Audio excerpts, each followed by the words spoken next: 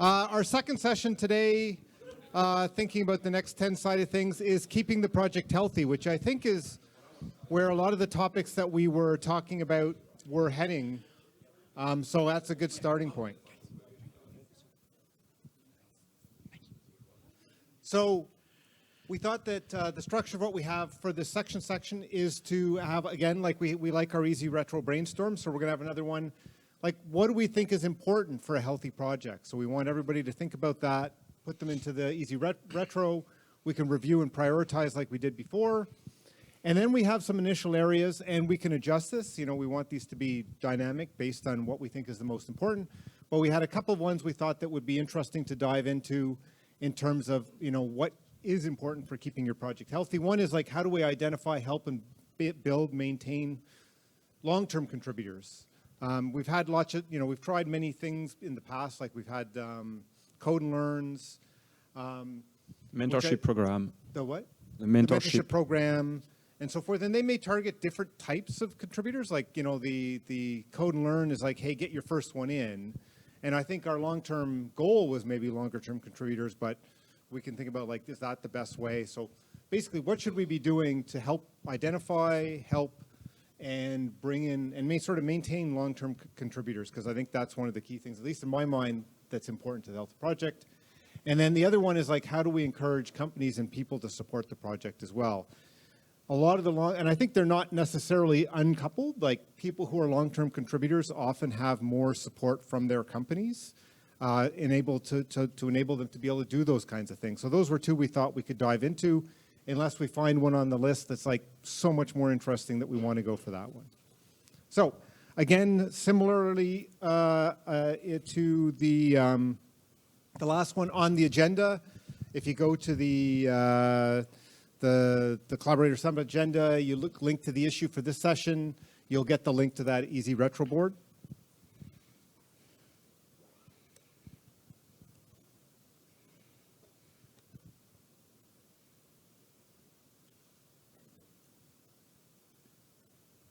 And I guess I didn't really rename these, which I meant to, I think, but so I would say in terms of using the Easy Retro, let's just put all of our ideas into that to discuss column. Basically, you know, what is it that you think is important for maintaining a healthy project? And we'll start, so go ahead. It's that long URL, but if you, so if you go to the GitHub project for the summit. Oh, it's on Slack as well? Okay. Okay, so that's, somebody posted it there. That's even better. No problem.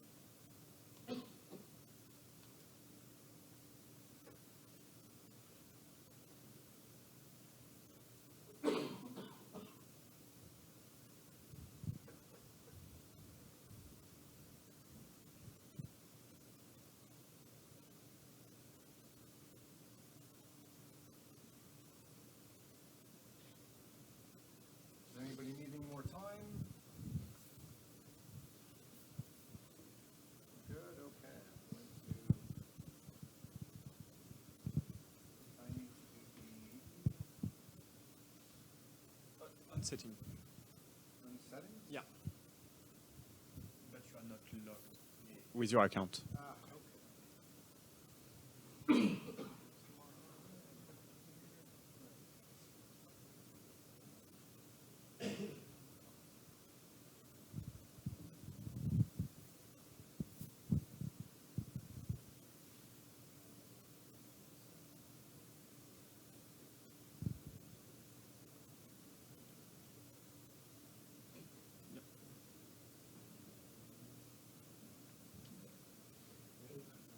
Would be the first one.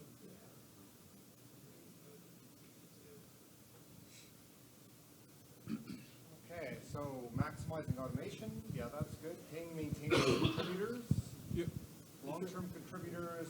If you want to go through with the mic, Yeah, Michael, okay, and I will. Good point. Yep. I will merge. Okay, you'll merge them. Okay, Yeah. great. So just going through the list, maximizing automation, yeah, that definitely is good. Paying maintainers, contributors, long-term contributors, clear availability of mentors, contribution from companies, governments, encourage and simplify contribution, transfer knowledge, aligning the company needs with project needs as a vendor for contributors, supporting non-core contributions as valuable, reward contribution, low politics, low barrier to entry for new contributors, the ability to move things forward at a reasonable pace, how to introduce newcomer in Node.js Core, define goals on the project for companies to jump in on, mitigating interpersonal conflicts, avoid abuses of power, money, more actively involved in on-ramp, not just for new contributors, people who join to areas they aren't familiar with, support for key operational aspects, build, release security, triage, fixes, releases, a healthy package ecosystem, how to reduce size of project, periodically recertify all people statuses, so collab, TSC, moderation with objective rubrics. Update commit message rule, follow conventional commit. Recognition for the contributors of the contributions of collaborators. How to improve, consolidate the relationship with the sponsors that provide us infrastructure. Sometimes it's hard to know how to lead the relationship from the build working group. More good first issues roadmap to do the issue, not having to ask what's blocking this. A visual tool to see progress of Node.js. So I guess the first thing would be like, which ones can we combine together there? And are there any sort of clear themes that we would group together? To merge them, okay. Yeah. So yeah.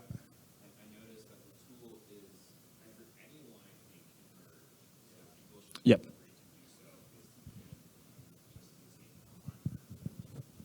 Yeah, sounds good. Because I think there's a bunch about new contributors for sure. Yes, there are multiple ones on that.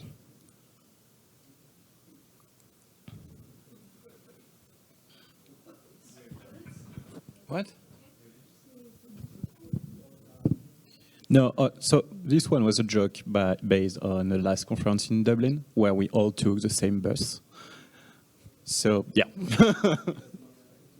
Yes. We had this talk like last time.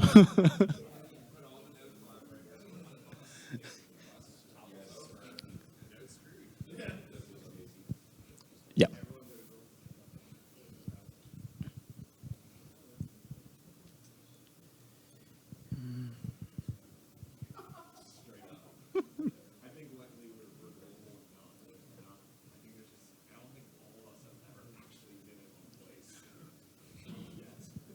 Yet. Yet is a keyword.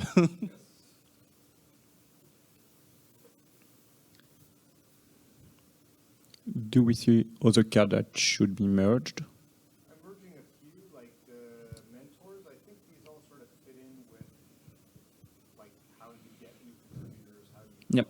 contributions, even like long-term contributors. It's sort of people. Obviously people are an important thing in a healthy project. Would you also add low politics to that too? Seems like that like, it's a little bit like contributors and people who are happy. Probably there was another one here, like even supporting non-code or I guess fits into that kind of. I guess also the last one, not having to ask what is blocking this. That one I think might be. Like I don't know who put this one, but I understand it as like pull request taking a long time to be merged. But if some, I don't know who wrote this one. No one. Like the last. So if someone wants to explain and not having to ask what is blocking this, is it linked to time for pull request to be merged? Yeah.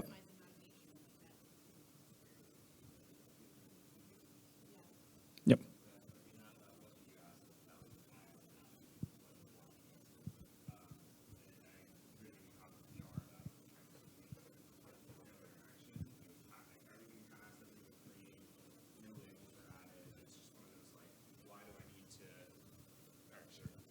Why do I need to comment? Like, what is blocking this? Is there something we can do there? To summarize with the microphone, basically for that last ticket of not having to ask what is blocking this, the short is just when a PR is up and the CI is passing, it shouldn't necessarily be on the contributor's responsibility to like ask for reviews and ask for things. Like the system should be, if the PR is open, not in draft, and things are passing, someone should be getting tagged for it. It kind of reminds me of the definitively typed repo that does a really good job of just like letting maintainers know, hey, review this. Like there hasn't been a review in 1 week. Here's another ping. Has been a review in 2 weeks. Okay, here are more pings. Like it's automated in that sense. Yeah, I'm not sure I would lump that in with like getting more contributors. Because it seems it's definitely a thing, something I think we should talk about, because like it's not necessarily anybody's job to review those.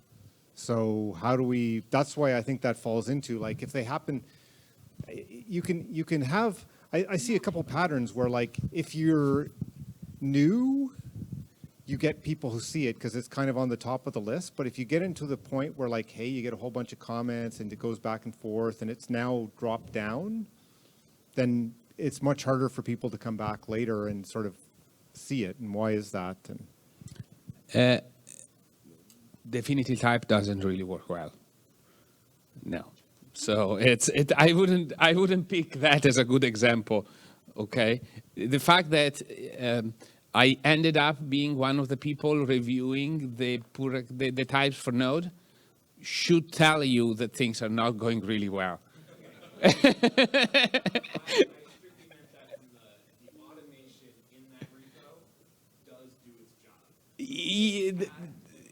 Yeah, but the problem of are the people that are tagged actually reviewing it.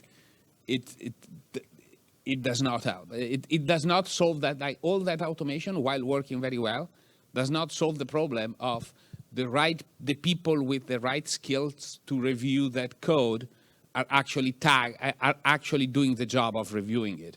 Okay.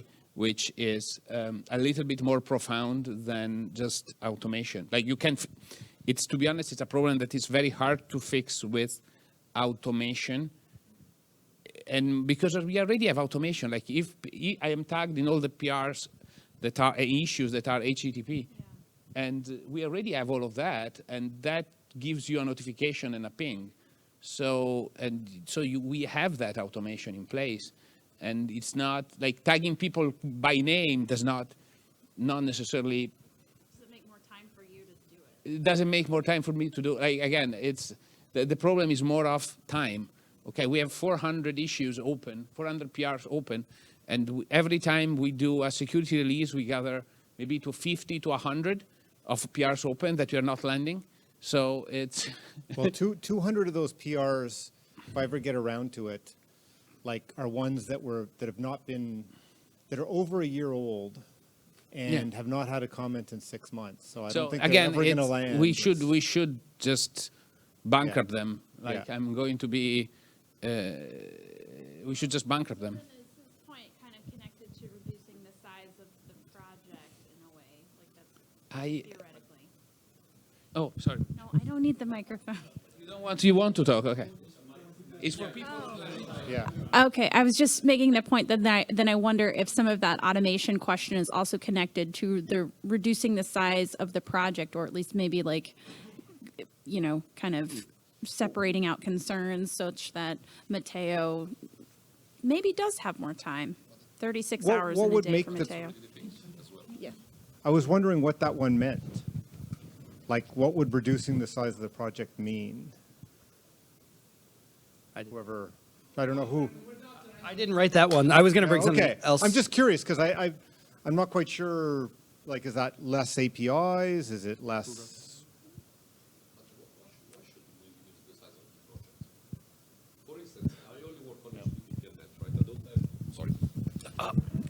I mean, I'm just wondering, why should we reduce the size of the project? Nobody says that everybody should know every part of Node. I only work on HTTP, I only work on net, I have no idea how crypto works, and I don't want to know about it.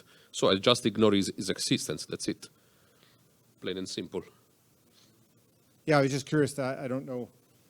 Trying to understand that one, because there's lots of different things it could mean.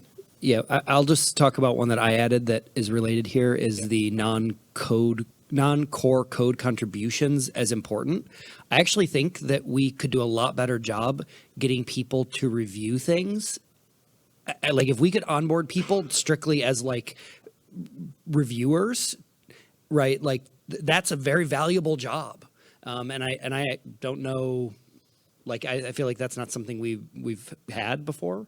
Like I think that's kind of like the triage effort that we did on Express is kind of similar. Like if we can get people not forcing them way into the deep end, we don't need to reduce the size of the project. We don't need them to know the HTTP stack to just like start reading the code and commenting and asking some questions and trying to push things forward to save Mateo time. So when it finally gets to it, the person who's going to be the one, or whoever, right? Like the person who's going to be the one giving the like very technical, deep understanding feedback, there's already been a lot of the roadblocks removed, right?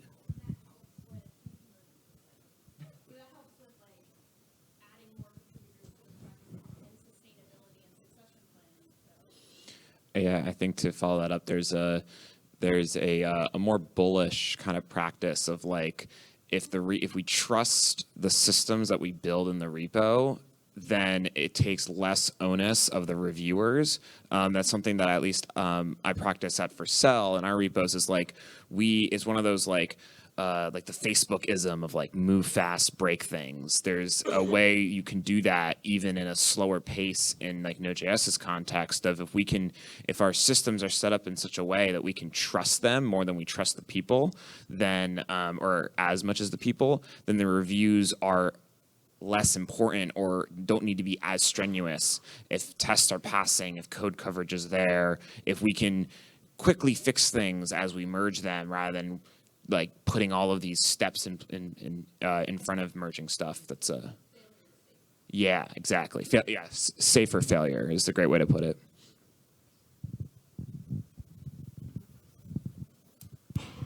Well, we have a little issue that people from Zoom remote attending can't really speak. So So Yagis has a reply to the maintenance burden of Node.js.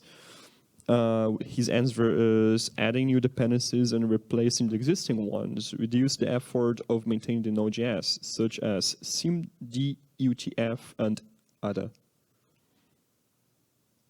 I'm just saying what he was writing.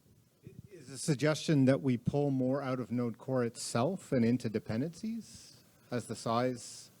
Like Hold that on. would make some He's sense. typing. Yeah. Okay. Asynchronous.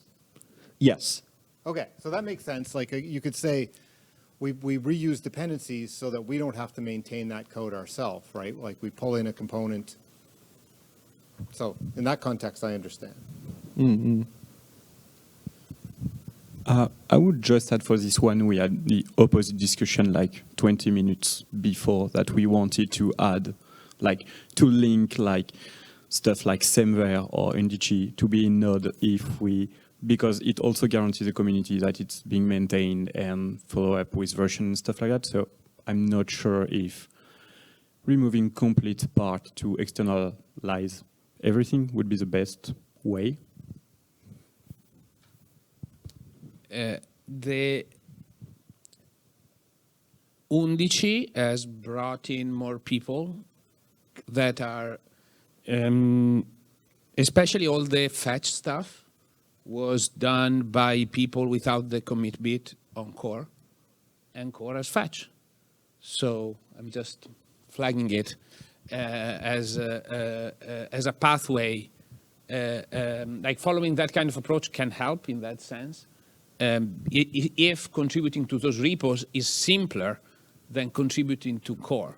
Like contributing to core, they need to follow a lot of rules. And if you take the same rules elsewhere, then it's as hard.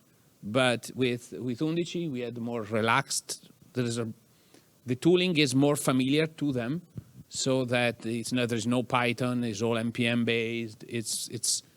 It's way simpler on that side. There are hard, complex stuff in there, but especially on the fetch side was mostly JavaScript. I would have to add that all the WebIDL conversion that we have in Undici is better than the one that is in core, and I just wildly mentioning it because we even have parts that are and people are like there were question of but we should just add certain things on Undici, but even though they're not fetch based because it's so much easier to do web standards in Undici itself rather than. I think that's a really interesting thing from my perspective because it matches our use of teams where the teams like are a smaller group that work on a particular area, and I've seen that work really well for bringing new people up and focused on an area. So yeah, it's an interesting model where like, hey, instead of something new in core, it's like a new dependency that gets then depended on in core. Yeah, I think we talked about like the vendoring or adding hooks or just having like, the fetch stuff has made its way in. We have parse args that gets added in another way. I think if we can solidify that process a little bit better, and maybe it's just we have to do it more, other pieces of Node.js can live outside of it. Let's pretend we want to redo the file system API in Node.js. Who's to say that has to live in core anymore? Could we create such as like Undici, just create a Node.js FS, and then that thing can iterate quickly outside of core, and then there's some way that we re-expose it in core. I think the larger question, though, is like also what's facing Undici right now is Undici has fantastic networking primitives, but only fetch is available in core. Where's the rest of it? How can we get the rest of it into core? How can we expose the rest of it without breaking the existing stuff? And also, I'm asking these questions. Yeah, these are like, please, no one try to answer this. Like even later, these are like very long discussion points. But the point being is there is probably a really cool path there that if investigated could lead to some of that. What we've all been saying of like easier to iterate, faster to maintain, more experiments, fail safer, et cetera, et cetera. But yeah, there's more to go through there. Okay, so you just basically reiterated back to version 0.2, to be completely honest, where Node.js was going to be a thin wrapper over libuv. Well, libuv didn't exist at that point, but a thin wrapper over a native layer and then users could extend that via their own JavaScript APIs. That's originally what was supposed to happen, and it's become very bloated since then. But now we're just ending right back there because one of the big factors, you cannot have an external library like the FS stuff.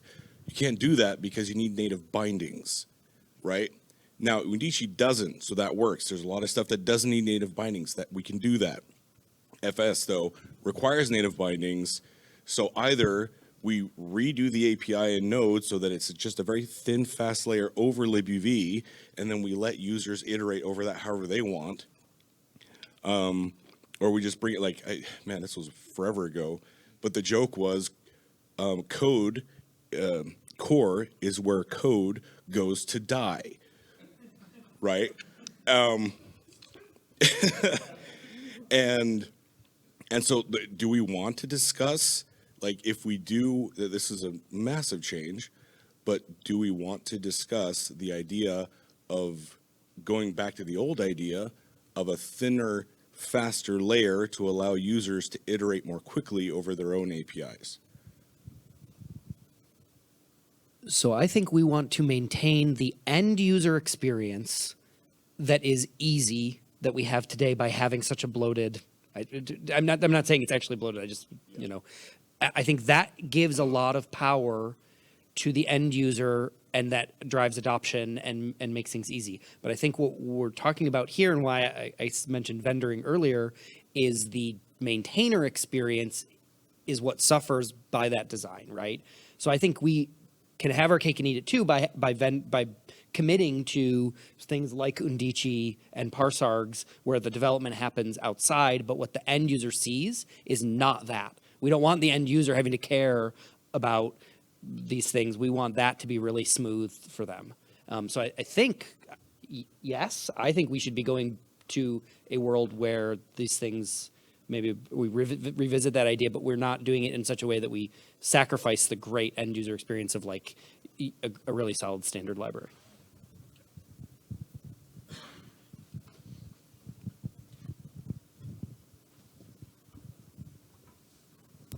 The way we were able to ship this in Undici is by using WASM.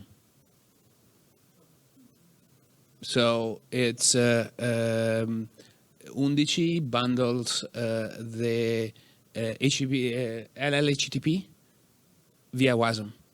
And this is even the funniest bit. It's actually faster than our C++ wrapper. So it's to be clear on the, these challenges certain assumptions of how we do things in core. I just wanted to point it out, okay? That we have, if we want to do some experiments and radically re-architect certain parts of Node, it might be possible to essentially export certain parts of libuv via WASM, that via WASI, even now that we have it, it's one of the second top or third top most performant WASI implementation out there without even trying. Okay, so I'm just, and there is a few reasons why it's, so the boundary between WASM and JavaScript is thinner than the one to C++. And so certain things are faster. So, however, there are certain other stuff that we do that's not possible. So it works for how Undici does things, but possibly it would not work. Like you cannot expose a full-blown object right now from WASM to JavaScript. But again, I think it will be massive benefit if we. Like that's the approach that we've done, and it has worked well for us. It's Apart also from synchronous, so there are a few problems that we'd have to work through, but aren't necessarily so the WASI will exists, so the asynchronous stuff can be done. Right now, it's the HTTP is fully synchronous, so that's not that. Right. So I was saying this, we could, but today's implementation is synchronous. So. What of our WASI? No. WASI is yes. I think our implementation is synchronous, but they're shipping the asynchronous stuff too. So I'm just, and to be honest, I think they have done recently some releases on that regard. V8's added some new stuff. Yeah, which recently. makes it, but just adding to like if it meets the use case today, you're good. Like with with Indici, but there are other use cases where we'd have to say, oh yeah, we want to go here, and now let's actually look at our implementation of UV-WASI and can we make it asynchronous? I don't know specifically, but the primitives of WASI are all moving in that direction.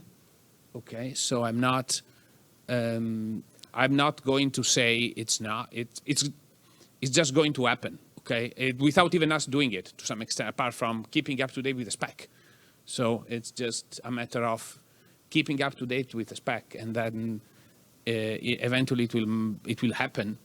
And there are people really interested in making that happen. So to be honest, it's almost it will be a solved problem in a year from now or so, from my point of view. So it's and that actually, like, there is only one downside I just wanted to mention to that approach, is that building that WASM add-on, I put it in its own little nightmare box. And I know the folks have read that have been fighting against that problem for a bit. So it's nightmarish to the point that all distros a heartache. So yeah, but like to get the WASM thing, we spin up a Docker image with all the toolchain installed, because installing and configuring all that toolchain on your machine is close to impossible. It was simpler to get a Docker machine with all of it than installing it on my machine. I would not able to figure it out. So I think we're going down a particular path here. So we should probably pull back on that. But I think what Mateo's key point is like, there may be some challenges, but there are some alternative ways of doing things. So we shouldn't necessarily say it's impossible, I think, is where he was going. Yeah, wasn't did this back today. Right. So that would be fantastic. So, okay, so, I mean, I don't know if we can pull this list down any more, like combine anything more, but we kind of have the sort of company contribution ones, which are all grouped together here. We have this sort of reward, so like, paying maintainers, rewarding contribution, recognition, those are all ways to sort of reward people. We have a whole bunch about maintainers in terms of like bringing in new maintainers and encouraging them to stay, I think. There's ones which I think are maybe a little related to that, but I left them separate, in that like the ability to move things forward at a reasonable pace. I think that fit in with the like what's blocking this. It's great if we attract people to come and do work, but like if they can't actually accomplish anything, that's where I think you tend to lose people. So I think that one's kind of an interesting one on its own. And the automation, I think, fits in there. We talked about like if you could automate the whole process. There's a couple around conflict, abuses of power, recertifying people in different roles like the TSC, moderation, et cetera. And then the rest, I don't know if any of those, people think any of those fit into any of the other grouped ones. I didn't see any natural fit. I'm just wondering for the last one, a visual tool to see the progress of Node.js. Are we talking about pages and current like initiative, or is it something else? Did whoever put that one on want to add to the context?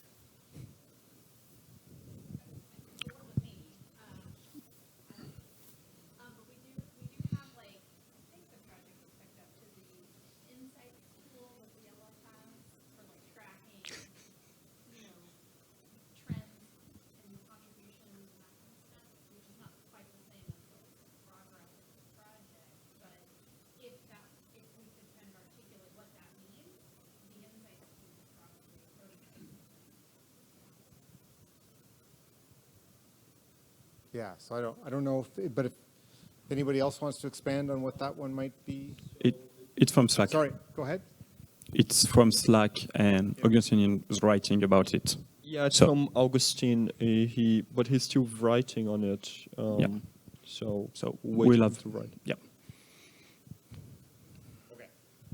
So why don't we just take a few minutes then, and we can do sort of the, like, everybody put in their votes. Let's put in, like, how many do we have here? Like, I would say like 3, because we don't have such a big list. Yep. You know, put your top 3. Then we can take a quick look at that and then dive into the more detailed discussions that we had on the list.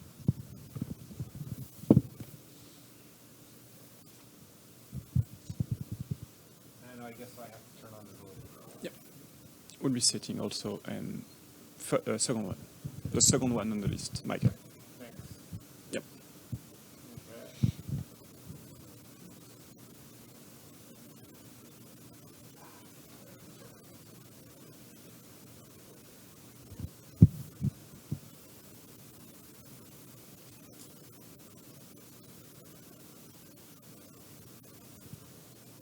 May I ask what's the name? It sounds like also.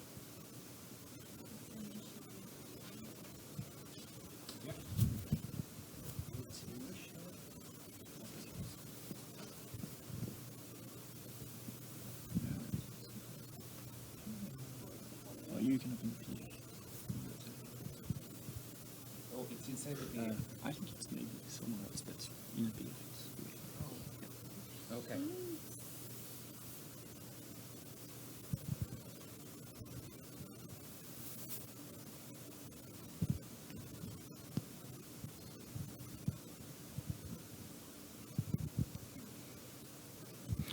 Okay, so just for the last one about the visual representation of Node.js, a visual tool to see the progress of Node.js. So technically would be to have some kind of way to display what features are being currently developed and if it's linked to some ECMA standard or some other stuff, or if we will like which feature we will adopt or not adopt, like navigator object or something around it. So I guess like some kind of can I use? It's also kind of, that one makes me think of, we didn't come up with like a clear direction for the project as something that's needed to keep it healthy, which that might fit in with, right? You know, if you had a direction, then you can see like, are the things in line with that direction or not?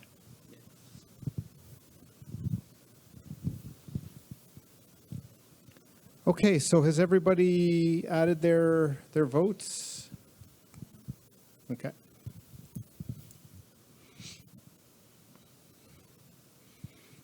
Okay, so it was something like a reverse can I use that would be linked only to Node.js, but with better accessibility. So I think we had till 1:15, right? Was that? Wait. We do have 7 minutes, 7 technically. minutes, okay. On the official planning, but I Right. think we started a bit late. So Sure. yeah, true. Yeah, I was going to Sure. say, I'm not going to stand in the way of people in lunch. So, so I think, you know, obviously it looks like, you know, again, contributors are one of the key things in people's mind. Even related to that is like making sure we reward contribution and, you know, consider how could we pay maintainers and contributors and making sure they get enough recognition. And then the third one is kind of the supporting, I think, that through corporate involvement and so forth. If we flip over then to what we had now, we don't have a lot of time left, so I don't think we'll have enough time to go through everything.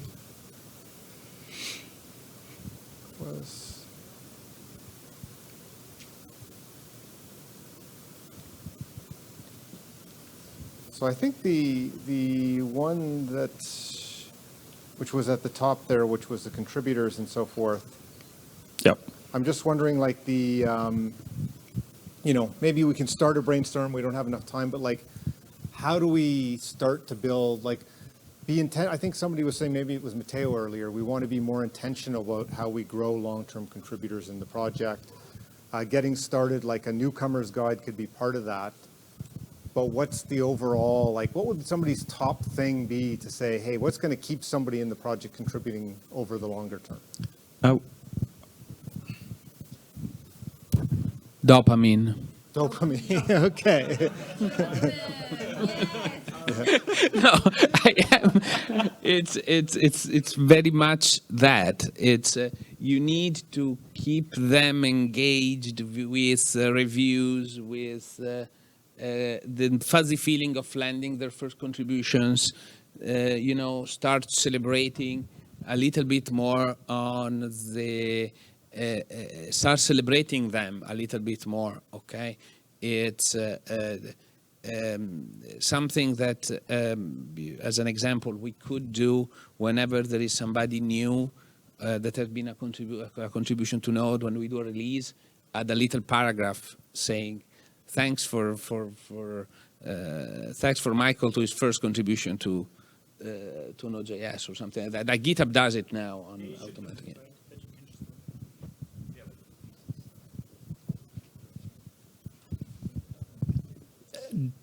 To that point, though, I think that so we already kind of do that. We do like tweets about when we add onboard new people, and that's I think awesome. But I think we need to be doing that for non-code contributions to get more people on board. You don't jump like so. I think I've actually submitted one PR to the Node project in my life, right? But I've done tons of other non-code related activities, and the dopamine hit only lasts so long when you're not. I don't need the dopamine hit to participate here. Obviously, like I get paid. I'm on a team that's called Node.js Platform Team. And I've slowed down my non-code contributions independently of that stuff. But what I'm saying is, I'm not trying to make it about me. I don't need more dopamine, is what I was trying to say there. I'm good. But I think for a lot of people, if we can really get that, like maybe a board that maybe tweets, maybe like a board that has those non-code contributions in a way that starts lifting them up, maybe, a dashboard. I don't know, where's Darcy likes to always bring up the dashboard thing that we did for Express, which just brought all of it together. I think I made like one that tries to do like a leaderboard kind of approach of like who's the most active, and I specifically made it not weight code contributions more than things like comments and issues and participating in just threads of discussions, right? And so I think if we can figure out a way to like lift those things up and those people who are doing the conversation parts more, I think that would really help. I want to add to that. We've been looking at ways, more specifically at our company, of getting more people engaged in open source. They're talking about non-code, extending that even further. Like discussions are great, but like documentation contributions, training contributions, like kind of elevating of that stuff is just as important, if not sometimes more important than the actual code. We don't have a lot of success for it right now, but we're kind of looking at, like, we haven't really done much of it, but we're hoping for maybe like that elevation will help get some of that engagement and encourage some people who are like, I don't want to contribute because I'm not very good at code. Great, but you can write in English, so that sounds great. So.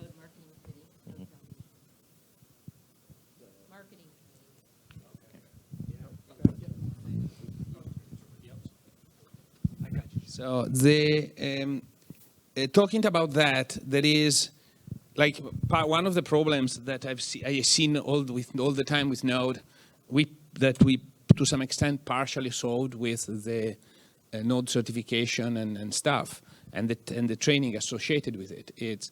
There is a huge load of blog post courses that essentially teach the wrong thing, and and the reason why I know it's and where to some extent I can backtrack to certain individuals and certain blog posts, the fact that issues are open downstream on my repositories because there is a lack of kind of source of truth on how to structure a Node application, on how to do certain things, or a blessed way at least by the project to do certain things. And if you want to do whatever you want, you can do whatever you want. Of course, it's just a tool. But if you try to, if you need to put in a screw and you have a hammer, probably you're not using the right tool for the job, right?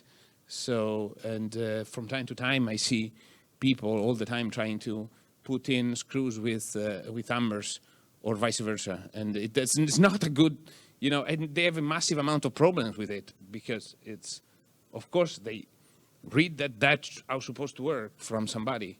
And that's, yeah.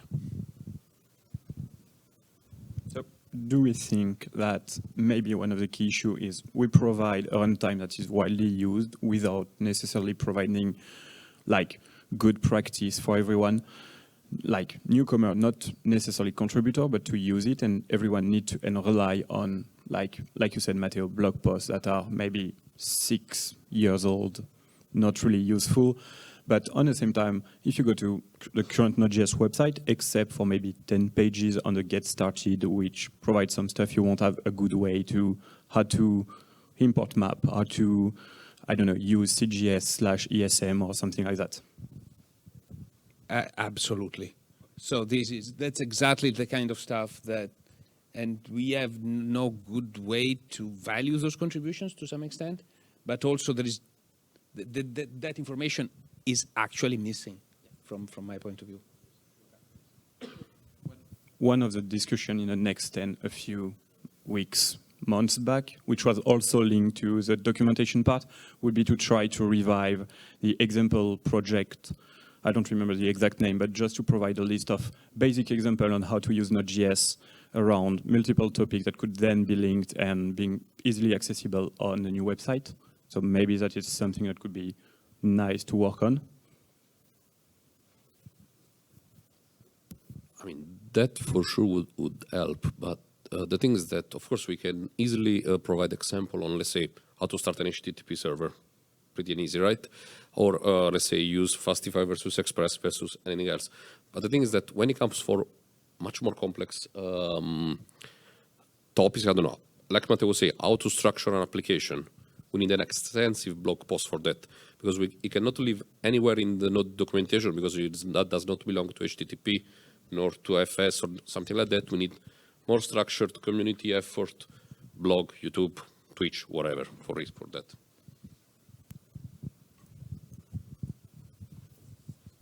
So this is actually a problem I've been thinking a little bit about with the documentation. I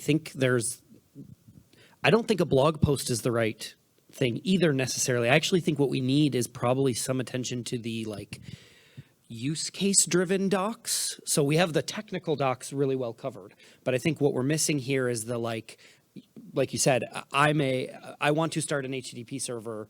The right answer is probably not use the HTTP package, right? The right answer is probably use Fastify. It's definitely not use Express. Recipes maybe is anyway. Sorry, I had to say it. I'm just kidding, but so I think we need maybe recipes examples. But I think there is maybe I don't even know if I like recipes because I think it's a little bit broader than that. Right? It's not even just about the code, which is when maybe I'm just thinking of the word recipes differently than you are. But like, it's not quite getting started, right? It's here's a specific task I'm trying to achieve.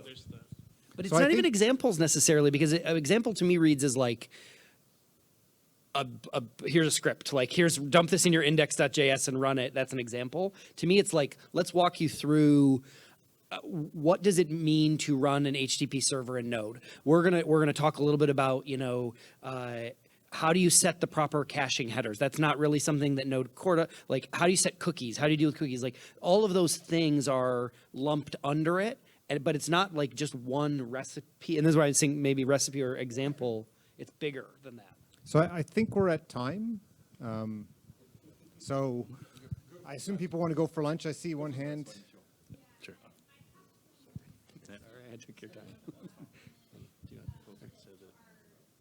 That's kind of the guide section. Rewarding contributors. That's an easy project. Somebody who's not paid for it does know how to justify.